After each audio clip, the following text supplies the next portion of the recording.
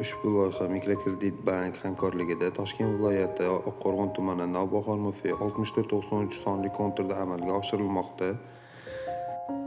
Bu yerda fasol ekini ekilgan. Maydonning umumiy hajmi 11 gektarni tashkil etadi. Bu yerdagi ekinlar zamonaviy usullar bilan parvarishlanmoqda. Hozirda ekinlar unib chiqqan va gullash arafasida. Ekinlarni yetishtirish muddati 120 kun davom etadi. Yetishtirish jarayonida sug'oriladi, tabiiy va mineral o'g'itlar bilan oziqlantiriladi. Ushbu loyihaga 55 ta dehqon xo'jaliklari biriktirilgan. Har bir dehqon xo'jaliklari uchun o'rtacha 20 sotix yer maydoni to'g'ri keladi. Loyiha samarali amalga oshirilishi uchun Oltinbek Biznes Star fermer xo'jaligi ishlab chiqarish kooperativ biriktirilgan.